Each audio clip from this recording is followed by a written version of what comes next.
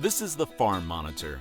For over 50 years, your source for agribusiness news and features from around the Southeast and across the country, focusing on one of the nation's top industries, agriculture.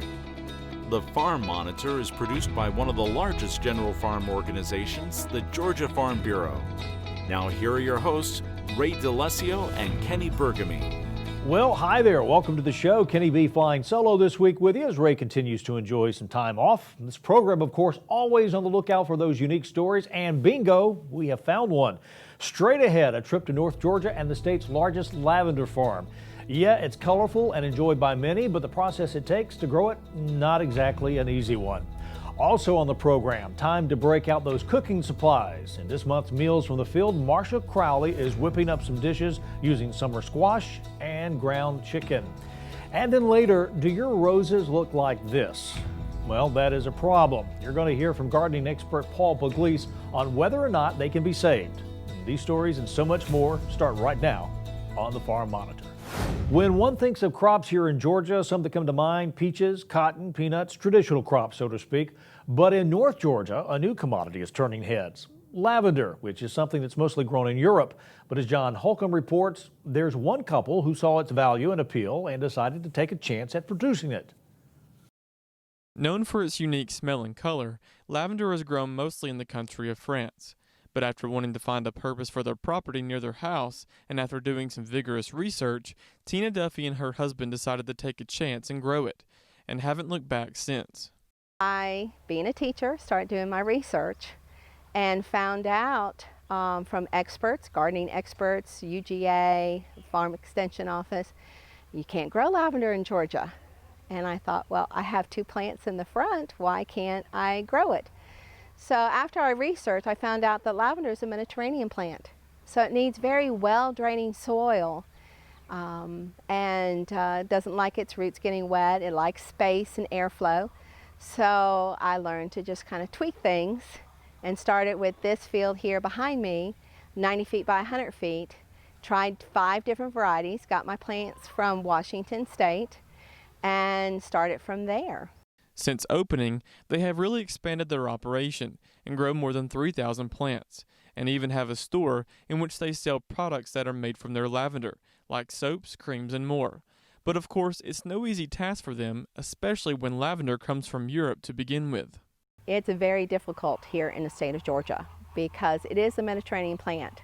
We get, on an average year, twice as much rainfall as they do in the Provence area of France, where it is grown a lot. So we have to add amendments to the soil to build those mounds up, to make the soil very well draining. We also put the black weed barrier cloth to help us so that we don't have to pull weeds as much, especially when you're having about 3,000 plants. That does help. And there's no really pests that bother lavender. We do have to make sure though that they're spread apart, so we actually grow in test gardens, we call it. So it allows more airflow instead of doing those rows and rows of lavender that you see in pictures, popular pictures in magazines and so forth. Duffy says that the road hasn't been an easy one, but she says they were determined to make it, and now more than ever before, is certainly glad they did.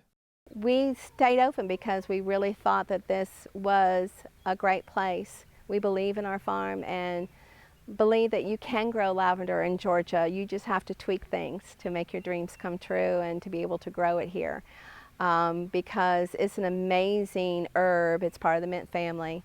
And not only does it have a wonderful scent, it also has research to back it up to be used for burns as well as de-stressing and helping with depression and so forth. And during these times, that's a good thing. Reporting in Lumpkin County for the Farm Monitor, I'm John Holcomb. With COVID-19 requirements changing by the minute, it seems families are looking for fun and safe activities during the summer months. Fortunately, there are plenty of U-Pick operations that continue to monitor the situation and abide by social distancing guidelines. Damon Jones takes a look at one in particular that provides more than just fresh fruit. What started off as just a landscaping idea has now turned into a full-blown agritourism operation for the Olivers, as more than 100 blueberry bushes are now available to be picked by the public. And so far, people can't seem to get enough of them. We opened it up the first year not knowing what to expect, and then each year it's grown and more people pass on the information, and so now we can't keep up with the demand of our pickers, so we're going to try to expand so we can keep everybody in blueberry supply. That expansion will begin soon with a steady increase in visitors, and with it, an opportunity to lengthen their picking season. And so we have purchased 125 more blueberry bushes. It's a new variety that we've never had called Stars and Stripes, and they're an earlier producing variety, so we're excited to be able to maybe extend our blueberry season to instead of just June and July, it may be May, June, and July. And it's not just the blueberries that families come out here for, as they also get an up-close look at a number of different animals they don't get to see every day. We offer a variety of experiences out here, from blueberry picking to animals to concessions, and we just want people to enjoy nature, and this is a good way to do it. While O5 Farms has opened their doors to the public, it doesn't mean they aren't taking the ongoing pandemic very seriously. Everybody's just wanting to get out of the house, come to a safe place where they feel like they can enjoy nature and their families, and I feel like we just want to continue to provide a place for families to come and gather, and friends.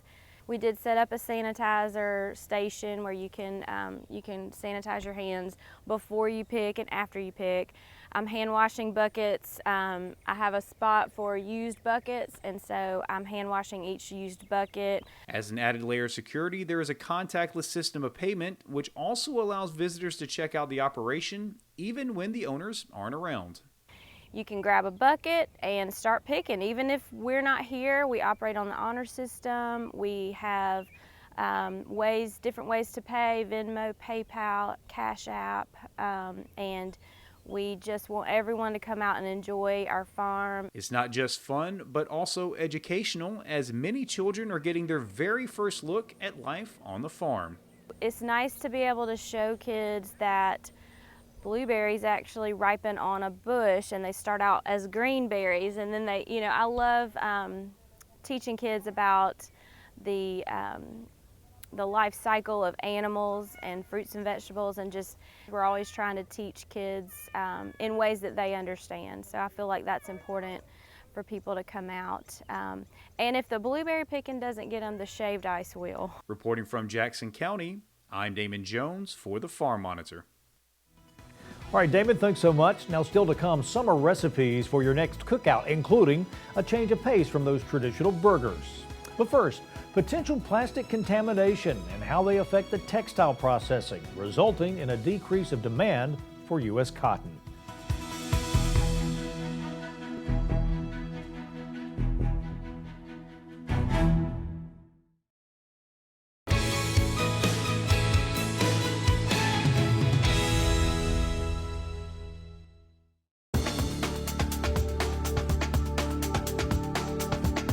This is an issue that's very important to me, and it's important to our industry.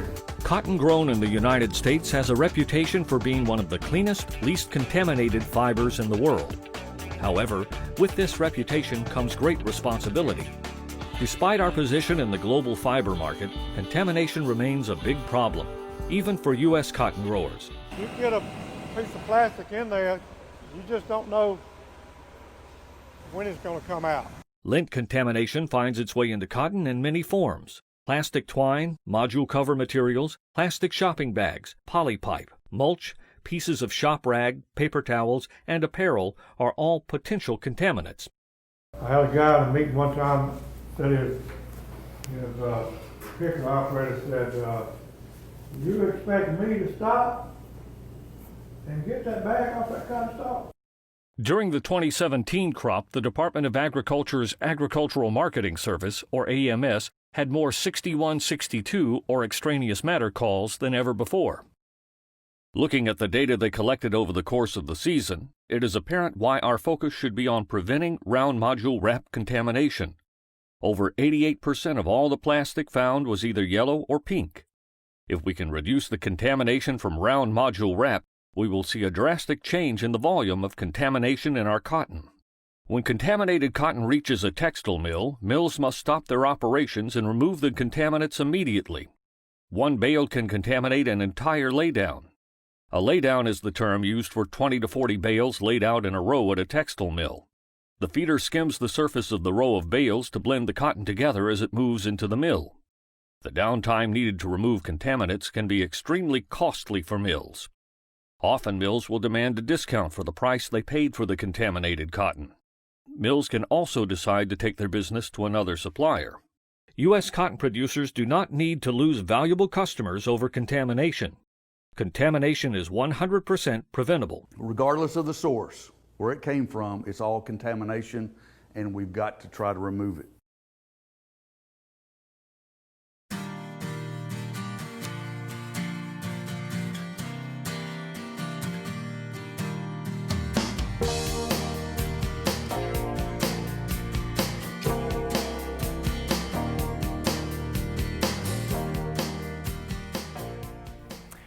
Well, hello everybody. Welcome to another edition of Meals from the Field. Obviously, just going to go ahead and point this out there. I am not Ray DeList yet. You are not Ray. I am John Holcomb, and I'm filling in for Ray this week. And of course, you know Mrs. MARCIA CROWLEY. So thanks for having us again. We're at the Georgia Grown Kitchen. Back here at our home, and ready to get cooking. And it's nice to work with somebody I can look up to. A little bit taller than me, John. You want to shrink down that way? Nah, you're good. Like you're good. good. No? Sorry, Ray. We miss you, Ray. Hope you're better soon. All right, we're doing summer stuff today. Obviously, it's summer. Okay. Don't ask me what month it is with this virus. I have no idea. I tried to make it 4th of July for a month. So. Okay. All right, this is a summer squash salad. We've got 2 yellow squash, and you just cut them kind of in matchsticks, or if you have a spiralizer, you can do that. Okay. You're going to add to that a 1/2 cup of feta cheese, or if you don't like feta, you can add whatever kind of cheese you like, grated. Okay. And this is 4 slices of bacon, or you could use ham, but you know, you can't go wrong with bacon. Yes. Can never have too much bacon. This is like 2 tablespoons of fresh basil, or if you don't have fresh basil, you can use fresh mint. Okay. And this is the juice of a 1/2 lemon, lemon zest, salt, and pepper. And you just pour that over, and you're going to think that's really not a lot of dressing for that, but it is because of the water in the squash. It's going to look, once it sits, it's going to be a little more moist, okay? And you serve that. And I wouldn't make this too far ahead because of the moisture content. And this is pretty good. All right, let's move that. Let's move that out of the way. And the squash is raw. The squash is raw. Okay, the next thing are chicken burgers, which I love chicken burgers almost as much as a regular cheeseburger. So this is a 1.5 pounds of ground chicken. I wouldn't use ground chicken breast. I'd kind of be too dry, but you could. All right, and this has got a cup of shredded cheddar cheese, or Gouda would be really good in here. Gouda is really good. Gouda is Gouda. Really Gouda. A 1/4 cup of mayonnaise, and this makes them moist, a little moist. Let me see if I can move that without blowing up the place. Like a couple tablespoons of chopped onion, a little fresh basil. And this is cumin, salt, and pepper, and chipotle chili powder pepper. All right, and you're going to mix all of this up. Let me see here. Let me get that out of the way. And you're going to form this into 6 patties. And you could make them ahead and freeze them. I would definitely make them ahead and let the flavors meld together. Okay. All right, and you're going to serve that, because you can grill these. You can do them on a frying pan, on a grilling pan, whatever you like. You're going to serve that with a creamy avocado and corn salsa. And this is corn that I have roasted in a frying pan. I wouldn't do it raw. You can add onion to it. You can add bell pepper. You're going to mix that with 1 avocado that has been treated with lime juice, obviously, to keep it from turning. And you're going to serve that on top of your chicken burger. And they're very refreshing, very good. A little bit different, like I said, than a regular hamburger. Okay? And the last thing is fresh tomato bruschetta. I love bruschetta. It's got everything in it that you should like. If you don't, try it. All right, this is 4 small tomatoes, a half a cup of freshly grated Parmesan cheese. I'm loving the cheese this week. I know, and bacon. Oh, yes. I didn't realize I was doing so much bacon until I looked at it all on paper and I went, oh, what the heck. Nothing wrong with that. Nothing wrong with that. 6 slices of cooked crumbled bacon. It amazes me you have to tell people to cook the bacon first, but you do. And then 2 tablespoons of balsamic vinegar and a little bit of basil, which I don't know if I put in there or not. You're going to stir all that up. And you're going to put it on top once it's stirred really good, which is this bowl is not great. At least I didn't send it into the air, right? Always good thing. You're going to put that, this is French bread that has been brushed with garlic and olive oil and toasted a little bit under the broiler, and you're just going to top that with this mixture. And you're going to put it back in the oven at 350 until it starts to brown. And obviously the tomatoes will come through a little better. And this is a really, really good appetizer. You could make the tomato mixture ahead of time. I've made this for several parties and it goes pretty quick. But all these are very easy. Yeah, it looks amazing. You know they are if I Yeah, did they it. definitely look good. There's the final products there. Looks delicious. And folks, if you're watching this and you want to make these at home, you can always find them on our website, farm-monitor.com. You can click on the recipes tab. I was on there yesterday actually, and didn't realize how much 7 years worth of recipes. That's a There's lot. a lot of stuff to cook. You know, sometimes I forget what I've done, so I'll go back and look on there. We've done a lot. Oh yeah. It's hard to come up with different stuff all the time. Yeah, that's a really good website. All right. Yeah, absolutely. All right. Well, we'll see you right back here next month on Meals from the Field. Thanks a lot. Thank you.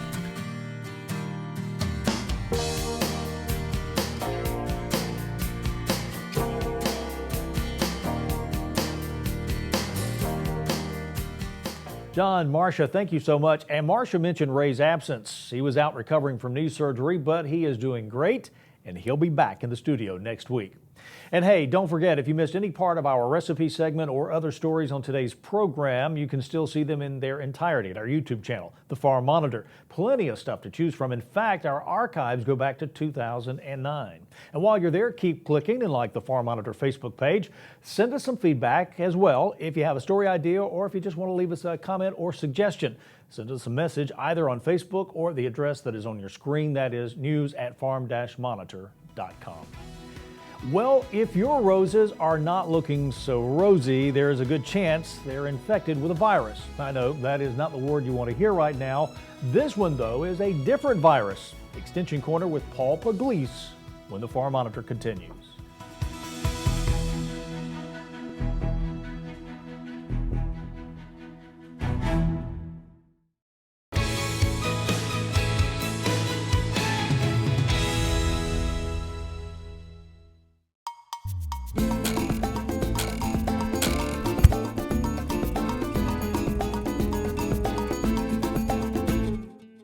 Hi, I'm Paul Pugliese with the University of Georgia Cooperative Extension.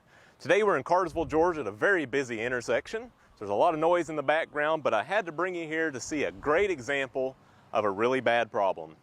If you grow roses in Georgia, you need to be aware of a common problem known as rosette virus.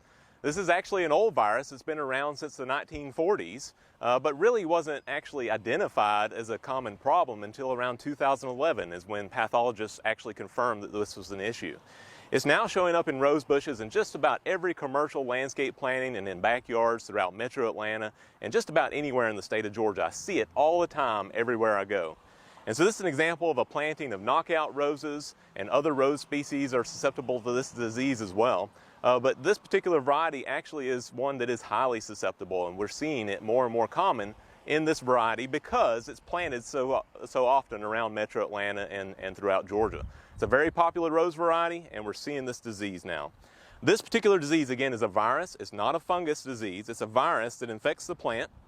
It can actually be moved by a couple of different ways. One, there's actually a tiny little mite called an irophoid mite that can actually pick up the sap on these branches and carry the virus and infect from branch to branch or leaf to leaf. It can also move by pruning tools. So if you have a landscaper or somebody that does any pruning or maintenance on your roses in your landscape, if their tools are infected or contaminated with the virus, they can actually move that virus from landscape site to landscape site. What you need to watch out for as far as the symptoms of this disease, you'll get a lot of new succulent growth that has a really dark reddish color sometimes in the early springtime. You'll get a lot of thorns, excessive thorniness. Then you'll get some branch dieback associated with this. You'll get some leaf curling and leaf twisting. Really, really weird, unusual symptoms associated with rose rosette virus. If you have it, it's usually pretty obvious by the time the plant is fully infected at that point. Unfortunately, there is no cure for this disease. So if you have roses that are infected with this virus, you have to destroy them. You either have to bag them up, haul them away, or burn them is actually the recommendation. If you leave them out there, there's a good chance that this virus will move to other roses in your landscape. It takes about 2 or 3 years for the virus to get bad enough in the plant before it will probably die, and there are no resistant rose varieties out there that you can use as a substitute, unfortunately. The mites actually are another issue that we have to worry about. Some people ask, well, can we treat for the mites? Yes, you could spray for the mites, but realize that these mites are really, really hard to control. They're very, very tiny. You almost need a microscope to see them. And so control is really not the best option for managing this virus. Even though they do carry the virus, those mites can actually be blown by the wind. They don't really fly, but they can blow in the wind and move from plant to plant and go several feet down the road pretty quickly.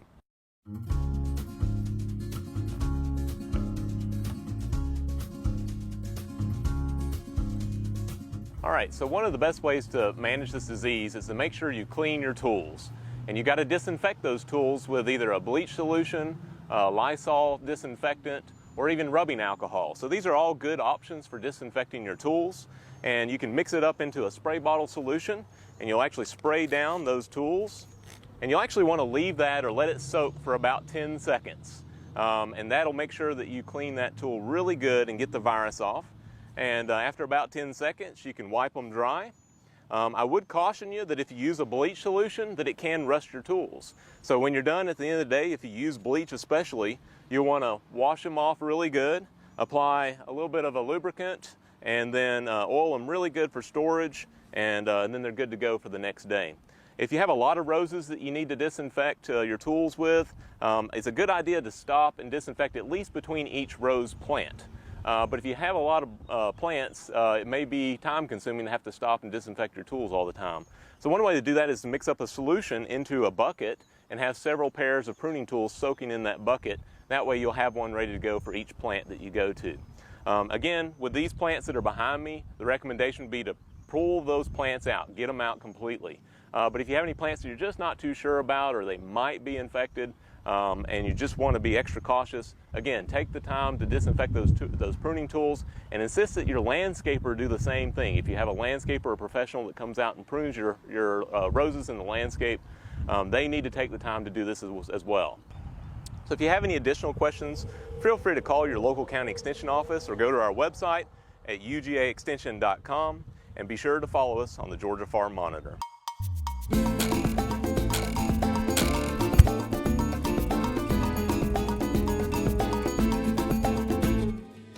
Paul, thank you so much, and as always, thank you for watching the show. Here's a reminder for all the latest ag info regarding food, great recipes, and what's happening out on the farm. Be sure you check out our Twitter, Facebook, and Pinterest pages. You'll stay informed and see what's up in the world of farming and with us here on the show. Take care, everybody. We'll see you next week back with Ray here on the Farm Monitor. Have a great week and stay safe.